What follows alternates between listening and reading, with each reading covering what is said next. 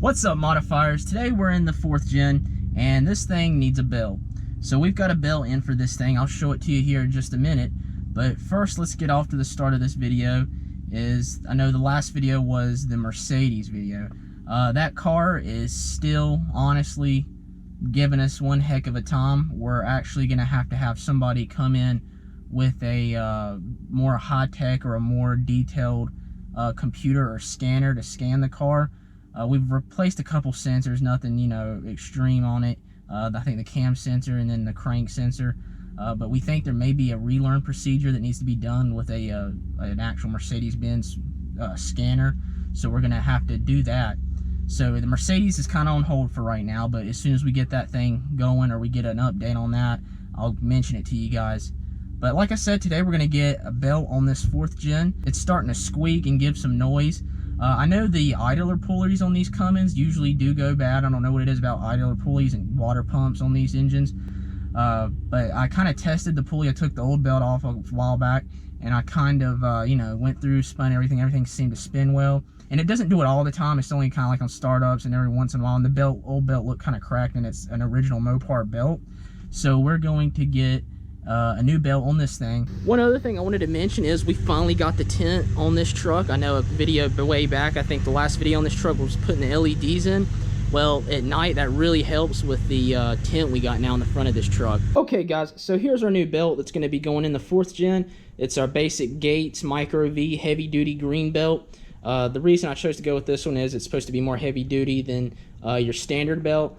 Now today I originally planned on doing a video a little bit different. We were actually supposed to go on a little road trip to get headlights for the 4th gen. I finally tracked down some ones I want, and well, let me just say we had to drive to them. They're not going to be shipped to us, but that deal kind of fell through, or is kind of on the rocks right now. Kind of not sure right on that. So we'll have to wait on the headlights for now, which really stinks because you guys know that one headlight, the driver's side headlight, I guess has a leak, and it's always, condensating inside, and it looks watery. Your blinker fluid, we got a lot of blinker fluid building up in that driver's side headlight, so we want to get those taken care of as quickly as possible. So we're going to keep looking for those headlights, try to get this deal to go through, and hopefully we can have some headlights on this thing soon.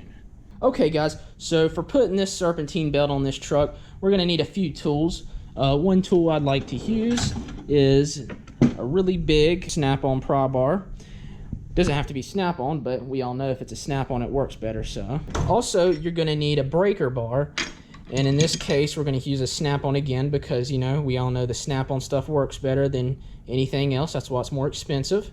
And you don't need a socket, it's kind of fitted, so you just put it in with that right there and it'll pry away. Also, since our old belt is not going to be used and we're throwing that one away, we're going to get something to cut it off because we're not going to waste the time taking it off, So in this case, you'd probably want something like some dikes or maybe even a hose cutter or some basic scissors.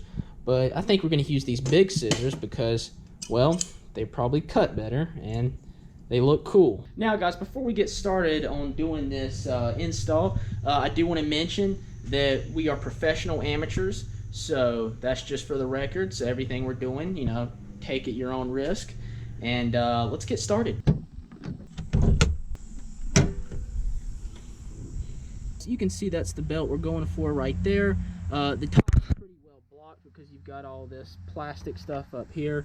So the best way to get to it is the bottom. So like I said, we're going to take our giant pair of scissors here and cut off the belt since we're not going to be using it anymore. Also, while we're under here, you might find a few wires, and like this right here. We just kind of cut these, and we just cut the other end, and we just take them out. Now, you really don't need these wires because this is a Cummins, and everybody knows Cummins only need one wire, or it's like 2 wires for, to start and go. So you really don't even need all these wires. So we're just going to cut some of these out. And then grab this one right here. Like I said, there's a few in the way. You don't really need them. Just pull this one out. Okay. Any second here. There. So now that we got those wires out of the way, we can get to the belt. So just to show you with the new belt already on, it's already been performed, as far as where to put that breaker bar. As you can see, I've got the breaker bar placed right here between the fan and then the crank itself.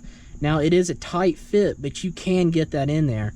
And once you get the breaker bar in there, you can take it and you can pry it all the way down like so. And then when you pry it down, that'll be enough to get your belt off. And what you do to get your belt off is you take it, I start with the compressor, loop it down so you got a bunch of slack. And then once you do that, you can slip it past that tensioner. Now, as you can see right there between the tensioner and then the front of the timing case itself, or the engine, you have a small sliver of a space you can slide the belt past. Now you got to turn the belt sideways and mess with it for a little bit, but you can get it past that and get the new one back on the same way. Now once you take this belt off, this tensioner is going to want to go all the way up.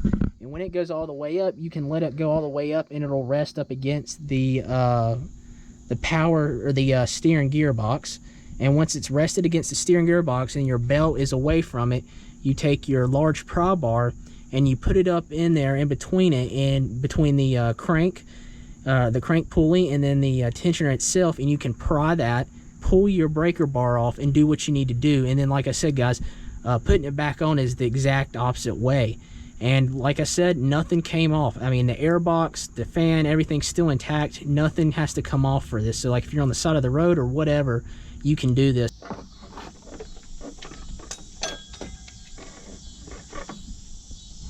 Okay guys, so here's our old belt. As you can see right here, like we were talking about, this one's pretty old and rotted. You've got some cracks going on in it. And I do believe, like, yeah, there's a good one there. And I do believe this is the original Mopar belt because, yeah. So like I said, we're gonna get us this nice new green Gates belt in there, and we should be good to go. One pro tip that I recommend that I like to do to my belts is I like to lube them up with some Vaseline or some petroleum jelly. Now if you don't have any, don't worry. If you have any friends with a Chevy or a Ford, just ask them. They usually always have some on hand. So we're just going to take it right here, and we're going to take our belt like so. We're going to take it like so, and we're just going to spread a nice good bit on like that and get it nice and lubed up. And just, you want it nice and lubed because, you know, the less friction, the better it is for the pulleys and stuff like that. Yeah, make it quieter. Like I mentioned earlier, we are professional amateurs, so we do enlist the internet to help us sometimes when we don't know what to do, which is quite often. Anyway, so this is the orientation of the belt it'll be going on, so you guys can pause that and look at it, and that's the way we'll be putting the new one back on. Okay guys, as you can see, that was quite a dirty job, but we got it. So I mean, you can see the diagram right here. You don't have to loop it. We didn't take anything off. So first off, we took nothing off, no plastic shrouds or nothing. And I'm sure if you took some other stuff off, like shrouds, and some people take the air box off, you can do it easier. But you can do it this way, and I've done it by myself this way before. Luckily I had Dad this time to help me, but like I said, you can do it yourself this way. So like I said, you start out with that breaker bar on the tensioner down there, and you put it in there and you pry it down. And then once you get it down, you loop the belt off, and then you take the big pry bar, the big snap-on pry bar, and you get it around that, and you bring it down even farther so you can release it and take your breaker bar out of it. And once you do that, guys, when you start feeding the belt, like I said, you never put it, or you never have to put it around the fan, so it's not like you got to put it around the fan. So basically, if this was the belt right here, what you're going to do is you're going to turn it sideways like that, and say this is the clutch for the fan. You're going to turn it sideways and fish it in like that. And then once you fish it in like that over it, then you take it and you route it over the crank and then around some of your accessories. And don't forget, the tensioner is kind of a pain because you kind of have to work with that, because with the tensioner you have to turn the belt sideways, and I think that's the green side facing out and the rib side facing in, and you have to kind of like slide it in behind it. And then once you get that, you can get it in, and basically the reverse procedure as far as taking the tension off the tensioner. And like I said, just make sure you have everything lined up. It's a pain in the butt, but you can do it without taking anything off accessory wise, and without taking the fan shroud or anything like that off. Okay guys, so that's going to wrap it up with our belt install on this truck. Like I said, guys, getting it past that tensioner is probably the hardest part. With your breaker bar on there, you just kind of move it, and you'll eventually be able to get it. And like I said, guys, this time I did have Dad to help me with it, but I have done this job before with just one person, so it is entirely possible. And we did not remove anything at all. I mean, nothing from the airbox to the fan shroud to the fan itself had to come out, because the belt doesn't physically, again, have to go around the fan itself. It just you kind of bend it and it sees past it, like I showed you earlier. So with that said, everything's on as far as the belt goes, or the belt itself, and this thing's good to go. Okay, guys, so that's going to wrap it up on the belt install in this truck. And like I mentioned before, or I'm not sure if I mentioned before, the belt orientation on the 6.7 and the 5.9 are actually the same, so this video can be used for a 5.9 as well. But also, before we go, I want to mention that we put a little sarcasm in this video, so don't go cutting wires out of your truck, putting a belt in, and don't grease up your belt. Don't do that, okay? That was purely for humor, as dry as it may have been. But don't do those things, obviously. Everything else in the video is 100% correct, to my knowledge at least. And as well, as far as this truck right here, there's definitely some parts and stuff we're going to be doing in the future to it. I think next we're actually going to be getting to the crankcase vent system on this truck, because I'm not sure if the filter in it's ever been changed, really. I mean, it's only at 140,000, or it just actually hit 140,000, so I'm sure it's about time for that. But with all that said, make sure you like, subscribe, and comment, and I'll see you guys